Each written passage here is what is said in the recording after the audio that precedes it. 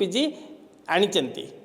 କଥା ହେଲା ସରକାର ଜାଣି ରଖିବା ଉଚିତ ଓଡ଼ିଶାରେ ମାତ୍ର 52ଟି ସରକାରୀ କଲେଜ ଅଛି ଏବଂ 1150 ଊର୍ଦ୍ଧ୍ୱ 1500 ପାଖାପାଖି ବେସରକାରୀ ମହାବିଦ୍ୟାଳୟ ରହିଛି। ଯେଉଁ ବେସରକାରୀ ମହାବିଦ୍ୟାଳୟ ଗୁଡ଼ିକ ରହିଛି ସେହି ମହାବିଦ୍ୟାଳୟ ଗୁଡ଼ିକରେ ଆମେ ପାଠ ପଢ଼ାଉଛୁ ଏବଂ ରାଜ୍ୟର 90% ପିଲା ଆମରି ମାନଙ୍କ କାନ୍ଧରେ ରହିଛି ଏବଂ ଆମ ମହାବିଦ୍ୟାଳୟରେ ରାଜ୍ୟ ସରକାରଙ୍କ ଠାରୁ ଦରମା ପାଉଥିବା ଲେକ୍ଚରର ଆଣ୍ଡ ଏମ୍ପ୍ଲୟୀଙ୍କ ସଂଖ୍ୟା ମାତ୍ର 10%। ଏମିତି କଲେଜ ଅଛି ଯେଉଁଠି କେବଳ ପ୍ରିନ୍ସିପାଲ ଦରମା ପାଉଛନ୍ତି ଆଣ୍ଡ ଅଲ୍ ଦ ଷ୍ଟାଫ୍ ଆମର ମ୍ୟାନେଜମେଣ୍ଟ ବା କଲେଜରୁ ସେ ଆଡ଼ମିସନ୍ ପଇସାରୁ ଆମେ ପଇସା ନେଉଥିଲୁ। କିନ୍ତୁ ଯେହେତୁ ଆମେ ବର୍ତ୍ତମାନ ପିଲାଙ୍କ ଠାରୁ ଗୋଟିଏ ହେଲେ ଟଙ୍କା ନେଉନାହୁଁ ତେବେ आमको वर्तमान कॉलेज पैसा दबारे असमर्थ। जदि बा सरकार गोटे उच्च शिक्षा विभाग नियमावली देइचंती जे पैसा को देबे कॉलेज को किंतु से जो बागेरे दौचंती जो